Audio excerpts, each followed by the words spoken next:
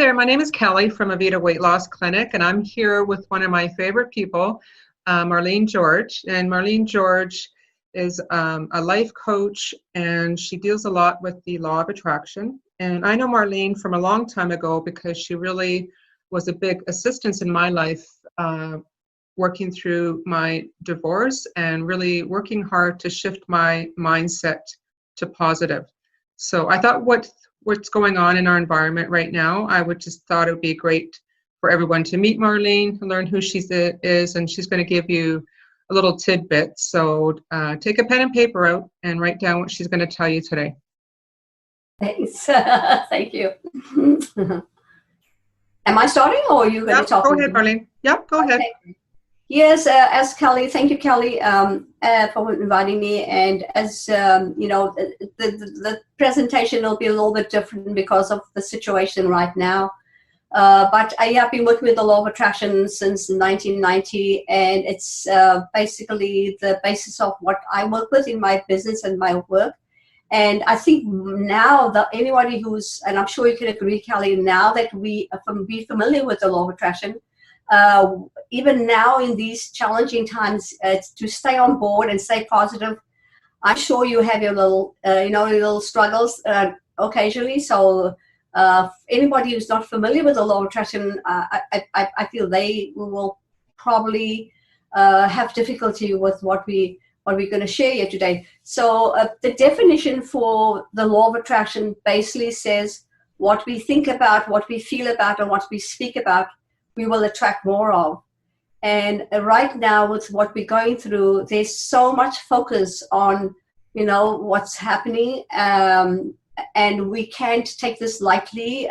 We even though we understand the law of attraction and the mindset to stay positive, we still have to take those precautions that, that we have to like wash our hands and those kinds of things. But the most important part is, staying positive and not getting caught up with the fear, because fear just attracts more fear. And there's so much people still glued to their TVs. Not that we need to stick our head in the sand and be oblivious to what's going on.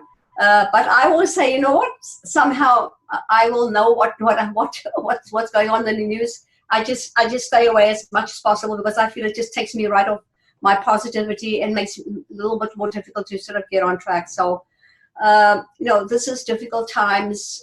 We need to sort of put our minds into the future, stay focused on our goals, and, just close your ears as much as possible. We're not pushing up against what people say about that, because when you when you resist, it just persists and just comes to us. So I say just appreciation. When people talk to me about they feeling closed in, and I go, I have my health. That's the most important thing. I have my health. And I think that's really something to hold on to. My family's healthy. I'm healthy. So staying focused, getting to some kind of a routine, because now we're home. I remember when I came back from Florida and we were quarantined for 14 days. I was still in that vacation mode, and I finally had to say, I got to get some kind of system going. So, because that gives us a reason to get up, stay positive. So, appreciation. Just anything, when your mind goes into that positive place, what can I appreciate? What can I think about that, makes me feel good? So just find ways to soothe yourself. Meditation is good. I have if I don't mind me saying, but I do have a few Zoom classes, meditation classes coming up. So tap in if you wish. But, as what I'm hearing right now, that the fear is the greatest disease. Our fear is the greatest disease. So if we can just get beyond that, as I said, it doesn't mean we ignore, but just try to stay as positive as we can and appreciate. I just want to mention, Marlene, that thanks to you, I have felt positive through this whole experience. And that might sound a little bit obtuse to people, but however, if you've trained your mind to positive, that's where it is. And I encourage my clients to wake up in the morning before they even get out of bed, think of something positive and start their day that way. Now we all have a little bit more time at home. I'm a 5 a.m. person. So, get up in the morning, you have more time to spend with yourself. You can have your coffee, relax, reflect, meditate, do some reading, do 20 minutes of exercise, but really be mindful, like you're saying, to your morning routine, because that really makes a difference for all of us. I find sets the tone for my day.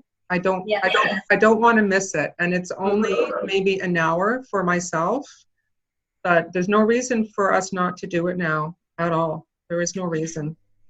Yeah, because we have so much time on our hands. And like now that my husband's in the house with me, initially I had to say, like, okay, how am I going to do my meditation in the morning and my stretching? And at first I sort of laid back and I didn't do it. But finally I decided, no, I just got to keep myself on track, So, we got to, I feel that this is a great opportunity for us to go inward. And I think a lot of good is going to come out of it, a lot of changes. There's going to be so much new things in business. It's going to bring so much possibility. And if we can just ride the wave and, get through this phase. And I'm also, a lot of people are saying, how long is this going to last? I feel that my perception is that it's going to last as long as your mind wants it to last. As long as you want it to. Exactly. And I'm saying, no, we'll find a way. We'll get through this. As you said to me, as you've always said to me, what you think about, you bring about. Yep, so exactly. my projection is it'll be over by the end of May. Most of it will be over by then. And that's what I think about every morning, is that, as you would say, this too shall pass. Yes. And life will slowly get back to normal. And a lot of us will have a lot more respect for what we have in our life. And a lot of good will come. We'll probably, stop to smell the roses, which a lot of us weren't doing because we were just in, and I was guilty of it too. I was in just overwork mode. Yes. And it was time to be quiet. Like sometimes we just need to be quiet. My rule of thumb is I listen to the news barely once a day, and that's really, I don't need any more than that. I really don't. Yes. I'm better off to do a meditation or go for a walk with the dog than to be looking at the news. Yep. Taking that walks is really, really good. Getting out in the fresh air. I'm sitting in my office right now, and there's so much I can appreciate. The fact that we can be on this call. Yeah, I know, eh? That's amazing. And actually see each other. The fact that we can actually see each other's face is great instead of just talking on the phone. I'm really embracing technology now. So I even started to do FaceTime with my children, which I've never done before, which may sound funny to some people. I just never thought about it. I didn't feel I had the need for that. And this is a great time to pick up, something that we used to love to do, but because of we didn't have time for it right now. And, they say you get what you think about. I'm sure many of us have been so tired. As you said, you were so tired. So tired. Let's give you a rest, right? And a lot of people have been grumbling about their jobs, and now they are having the opportunity to work from home. So I think, as I said, a lot of good is going to come out of it, a lot of good ideas, business changing, and it just helps us to take time and reflect and go inward and appreciate more. I think just being more respectful of people in general too, and understanding that, for some people, this is their perception of this is that it is a very difficult circumstance. Sure. I'm grateful for many things in my life, and I think that's how people have to look at it too.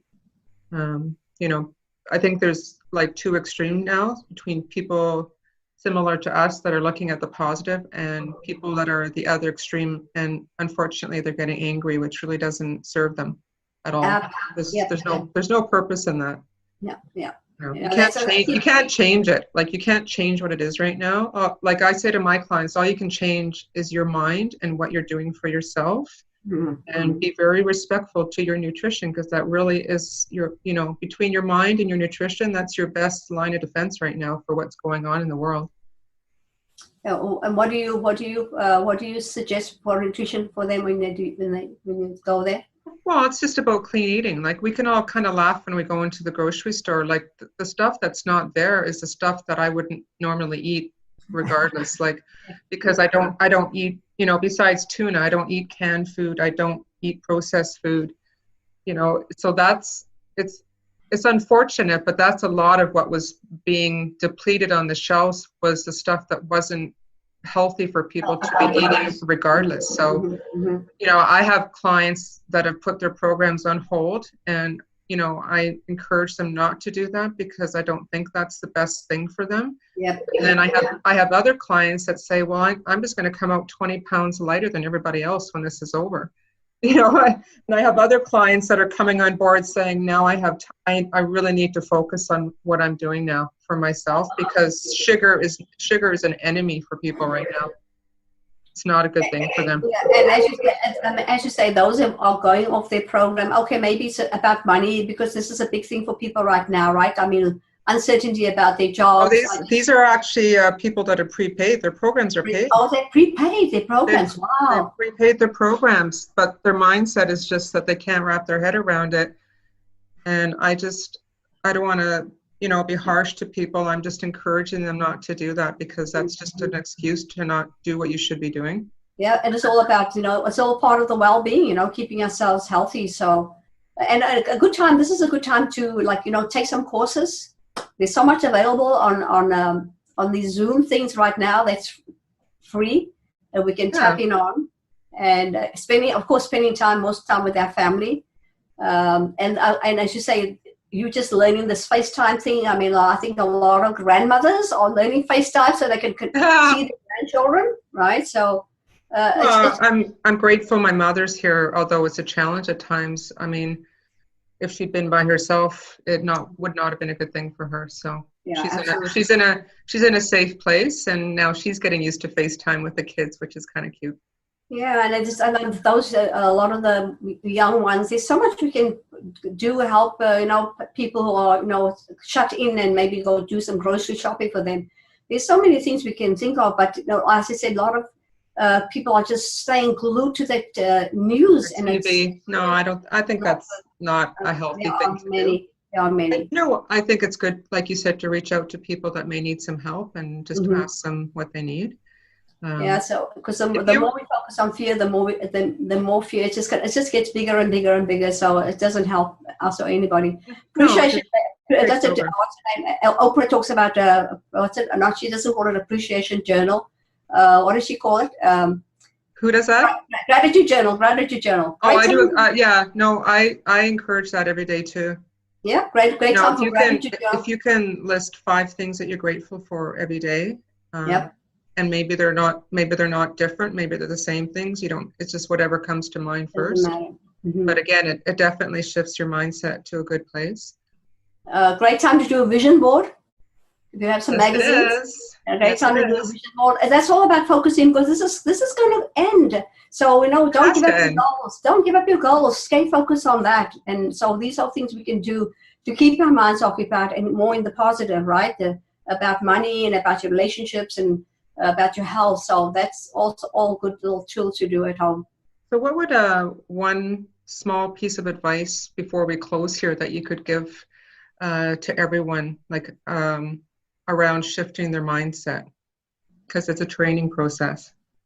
Well, it's hard for some people to stay positive, but appreciation is there's always, as I said, I started to say, I'm sitting here, I can see you, I've got a computer, I got a window, I can look outside, the sun is shining, there's a telephone, there's so much, even just in this room, that I can appreciate, just to switch my mind. And the other little simple thing is, when I rest my head at night in my bed, I'm grateful for the day, and that I have my health, and my husband's healthy, my family's healthy. And in the morning when I wake up, that's the first thing I'm grateful for. So it's just little things that we can do to help ourselves. Yeah, just, as we said, just thinking of, maybe up to 5 things every morning that shifts your head, and actually writing them down just to create that morning success habit. Yep. Thanks for being here, Marlene. It was awesome. Thank you. I just love seeing your face. Great. Yeah, we'll have to do this again. This is a lot of fun. Thank you. Thank you very much. Okay, great. Bye now. Thanks for having me. Bye. Bye now. Bye.